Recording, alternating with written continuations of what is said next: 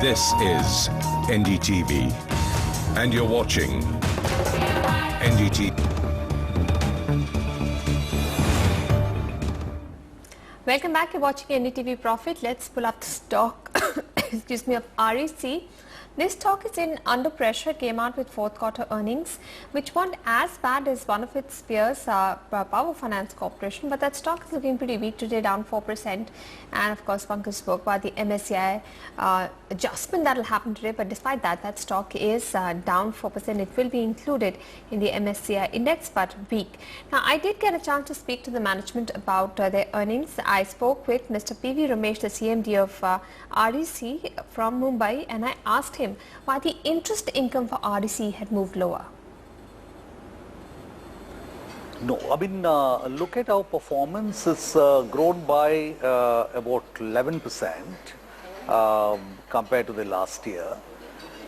We have our disbursement has grown 28%, and our sanctions have almost 30% compared to last year. And this year, the last quarter, we had a prepayment, a substantial returns from the Uday prepayments. We have received of the 44,700 crores that was prepaid by the state discoms. We received almost 2/3 of that in the in the fourth quarter. And this was the money that we had borrowed at a higher rate. And then as part of the Uday scheme, it was prepaid without a penalty. And as you know that the interest rates are low now. So this is indirectly, but however this has been overall, I mean, we look at the annual performance and not really the quarterly performance. And by any reckoning, the 16-17 performance has been more than impressive compared to any other financial institution. We continue to maintain a robust growth, both in terms of sanctions and disbursements, profitability, the net interest margins, our loan book growth, our net asset value. So I think, and then more important is the diversification, which increasingly moving into the distribution transmission segment and also the renewables, and in building the green corridor in the country. We continue to be the nodal agency for the key programs of the Government of India, the Deen Dayal Upadhyaya Gram Jyoti Yojana, which seeks to extend power to every village. And as per the commitment of the Honorable Prime Minister, there would be no village in this country that does not have electricity by end of this financial year. And we are at the center of driving that agenda for village electrification. And in addition, we also coordinate the Uday program, which is the most important initiative for revitalizing the distribution companies in this country. The discoms, which are at the forefront of delivering quality power to the citizens. So you need to look at this, our performance in the overall canvas. So you spoke about prepayments by discoms. Is more prepayment expected in this year as well? No. Let me clarify. The discoms on the defined date, this was 15 September 2015, the total outstanding debt of discoms was 78,000 crores as far as their exposure to REC was concerned. You are aware that several states did not come, they chose operational efficiency parameters rather than financial restructuring, like states like Karnataka, Maharashtra, Gujarat, which have well-performing discoms, which are profitable. The state governments felt that the discoms could continue to service their debt. So it's the other states which had, so totally of this, as you know, the formulation of Uday is that 75% of the outstanding debt would be transferred to the government, and government would raise bonds, and that would be prepaid to the lending agencies.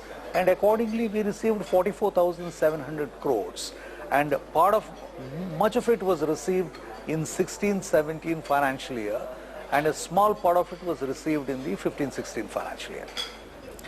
Right. Can you tell us what was your loan book growth in the fourth quarter? No, let me speak again.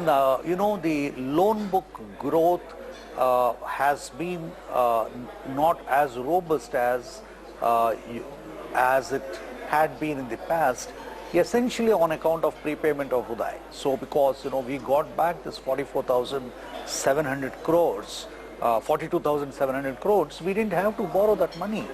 So to that extent, we stepped down our borrowing, but we stepped up our disbursement. I mean, as you can see, our disbursement was 58,800 crores this year, compared to about 40,000 crores the previous year. This is a growth of about 27% year on year.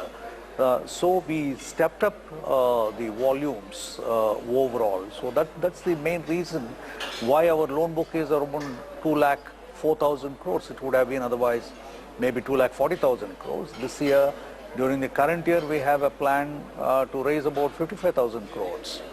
And you would see that that obviously would push the loan book growth of the loan book substantially. Can you tell us why your provisioning has jumped in a sequential base? If you compare, there's a big jump in the provisioning. No, let me tell you. I mean, I think again, you're just reading one quarter performance, because one quarter performance doesn't speak for the company. I mean, you need to look at the company's performance and its track record over a period of time. Among all the financial institutions, whether banks or NBFCs, we have the lowest NPAs. Our gross NPAs are 2.4% and net NPA is 1.6%. And this would have been much lower had there been a natural growth of our loan book. So this very clearly demonstrates that we are exercising the highest level of diligence in terms of financial prudency. We strictly adhere to what the Reserve Bank of India stipulates and what the best accounting practices are. So the 616 crores that you're talking about, they relate to just two project provisioning. One is a Lanco Tista project in Sikkim, and the other one is the In Bharat in Tamil Nadu. These two projects had some slippage, so that's why we had made that provision. We are very optimistic that we are very closely monitoring each and every asset of ours, each and every project of ours. So we have a plan of action to see that that the restructured assets are all upgraded in the coming days and coming months. Can you tell us what is the status of delinquencies and what is the stress pool like, which includes NNPLs as well as the restructured book?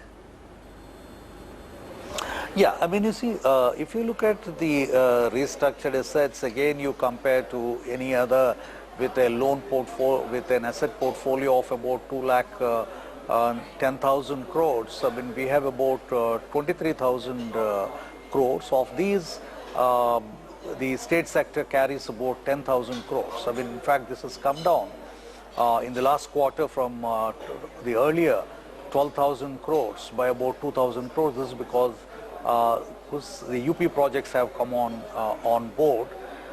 We believe, and we are working on this to see that all these projects which are in the restructured category are upgraded during the current year. We do not see any further slippages.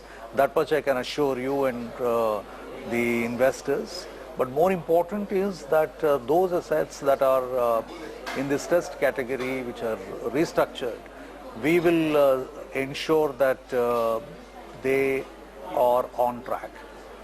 We have a project by project strategy worked out.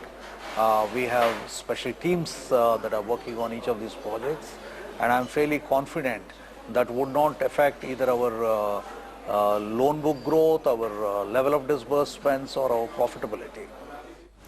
What were the NIMs like? I think our NIM is about 4.4%, and that's among the highest of the NIMs, highest in the peer group. What is the outlook for FY18 given the status of Uday as it is now? Let me say this. I think I mean, you are aware that the Government of India, the leadership of the Honorable Prime Minister and the Honorable Minister for Power have a very clear vision. And then there is a very clear strategy of providing power for all. This is an assured, affordable, quality power for every citizen of this country in the very near future.